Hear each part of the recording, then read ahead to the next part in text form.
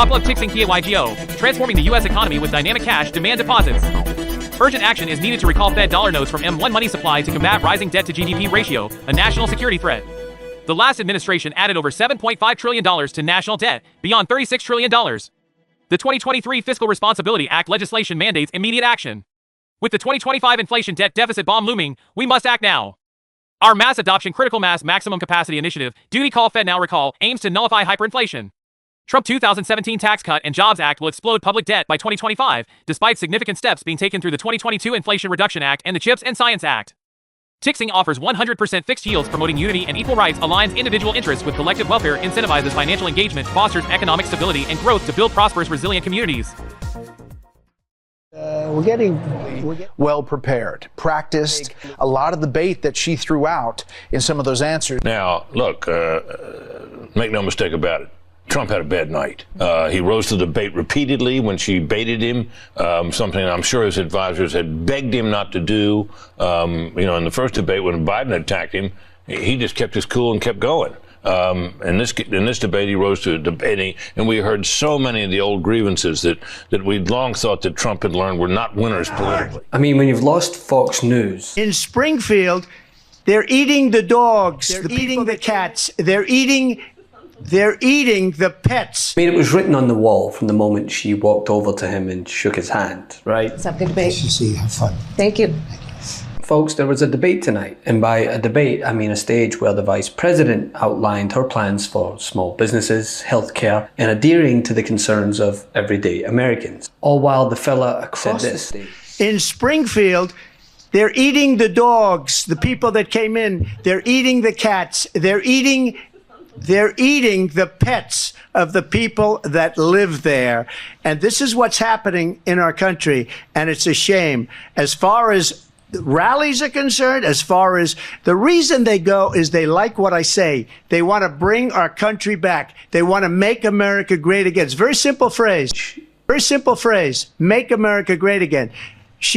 I just want to clarify here. You bring up Springfield, Ohio, and ABC News did reach out to the city manager there. He told us there have been no credible reports of specific claims of pets being harmed, injured, or abused by individuals within the immigrant community. Well, I've seen people on television. Let me just say here, this is the people on television say my dog was taken and used for food. So maybe he said that, and maybe that's a good thing to say for a city manager. I'm not taking this from television. But the people on television saying their dog was eaten by the people that went there. Again, the Springfield city manager says there's no evidence of that. Vice President Harris, I'll let you respond to the rest of what you've heard. You talk about extreme. And Taylor Swift officially announced her endorsement. But see, in the wake of this utter train wreck from former President Donald Trump, so bad that he was immediately on damage control after the debate. Did you have fun? I had a good time. I think it was our best debate ever. I thought it was really good. We had 3 against 1. But I anticipated. Let's talk about that. 3 against 1, and all of her radical positions they leave on the table. Yeah. No, we had a lot of negative kind of stuff. Look, I saw on your show last night, they had 100% positive coverage on ABC, and I had 94% negative coverage. 93% negative. I exaggerate. You got an extra percent non-negative. Fox News host Brit Hume was asked his views on his performance, and well, he didn't exactly hold back. Now, look, make no mistake about it. Trump had a bad night. He rose to the bait repeatedly when she baited him, something I'm sure his advisors had begged him not to do. In the first debate when Biden attacked him, he just kept his cool and kept going. In this debate, he rose to debating, and we heard so many of the old grievances that we'd long thought that Trump had learned were not winners politically. Mm-hmm. And there they all were, talking about how he didn't lose the election and all that. I mean, my sense is that she came out of this in pretty good shape. Now, how long this will last and is anybody's guess. But for tonight, at least, this was pretty much her night. You're saying she had a good night? I'm saying she certainly did. Sean Hannity is in the spin. The thing is, he's 100% right. While Kamala Harris was poised and answered each question with meticulous efficiency, all it took was a comment about Trump's shrinking crowd size, and he went off the handle, spewing lie after lie from afterbirth abortion that simply aren't a thing to his endless war on democracy regarding the 2020 election. Both of which moderators were on hand to remind him and the American people, yeah, these are lies, unabashed, baseless lies. To focus truth in these times that we're living in. Mr. President, for 3.5 years after you lost the 2020 election, you repeatedly falsely claimed that you won, many times saying you won in a landslide. In the past couple of weeks leading up to this debate, you have said, quote, you lost by a whisker, that you, quote, didn't quite make it, that you came up a little bit short. I said that? Are you now acknowledging that you lost in 2020? No, I don't acknowledge that at all. But I you said did that say sarcastically. That. You know that. Why they're allowing them to come into our country. I did watch all of these pieces of video. I didn't detect the sarcasm, lost by a whisker, we didn't quite make it.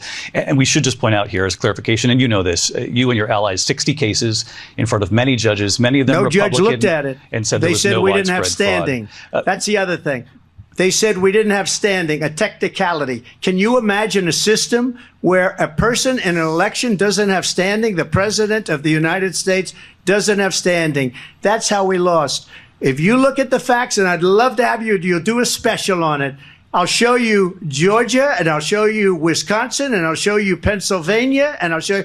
We have so many facts and statistics, but you know what? That doesn't matter, because we have to solve the problem that we have right now. That's old news. And the problem that we have right now is we have a nation in decline, and they have put it into decline. We have a nation that is dying, David. Mr. President, thank you. To those 6 justices. There is no state in this country where it is legal to kill a baby after it's born. But while we've heard him rant about the election, same election he just admitted to losing by a whisker more than once, by the way. If I got 63 million, which is what I got the first time, you would win. You can't not win.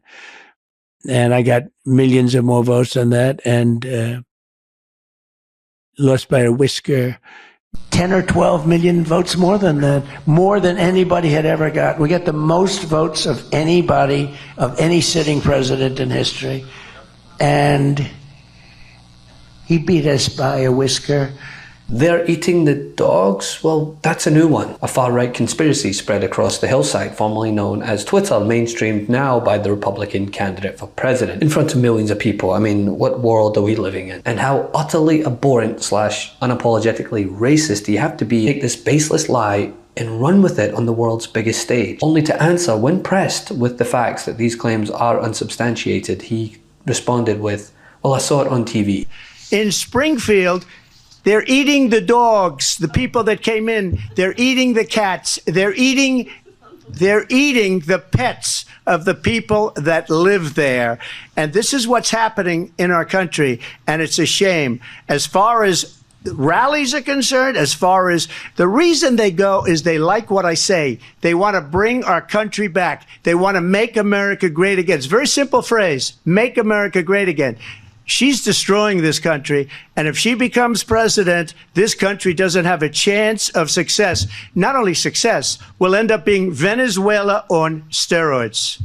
I just want to clarify here. You bring up Springfield, Ohio, and ABC News did reach out to the city manager there. He told us there have been no credible reports of specific claims of pets being harmed, injured, or abused by individuals within the immigrant community. Well, I've seen people on television. Let me just say here, this is the people on television say my dog was taken and used for food. So maybe he said that, and maybe that's a good thing to say for a city manager. I'm not taking this from television. But the people on television saying their dog was eaten by the people that went there. Question. The other thing that he brought up, which I was kind of surprised by, I guess I would say, is he brought up this misleading false claim that you yourself have talked about in recent days about Haitian immigrants in Springfield, Ohio, abducting people's pets and eating them, which officials there have said is not true. You yourself acknowledged it may be false on Twitter. You still told people to keep spreading it. But Trump just amplified it to tens of millions of people who were watching. Why push something that's not true?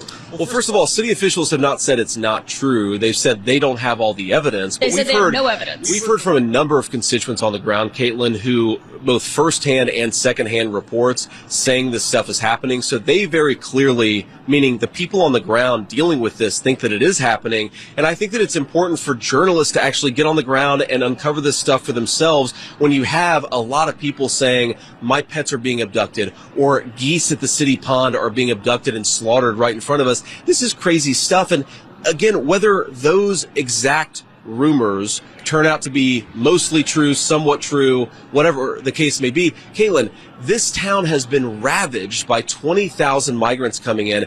Healthcare costs are up. Housing costs are up. Communicable diseases like HIV and TB have skyrocketed in this small Ohio town. This is what Kamala Harris's border policies have done. And I think it's interesting, Caitlin, that the media didn't care about the carnage wrought by these policies until we turned it into a meme about cats. And that speaks to the media's failure to care about what's going on in these communities. If we have to meme about it to get the media to care, we're going to keep on doing it because the media should care about what's going on. I saw you say that. I think the media does care about it. I just read a very lengthy report in the New York Times on it. PBS NewsHour did a whole story on it. But can I ask? No wonder Fox News can't even spin it at this point. This was just one example in what can only be described as an absolute train wreck for the Trump campaign. So much so that Republican Lindsey Graham said on record that Trump should fire his debate prep team. You know, just as Kamala Harris said, the American people fired him.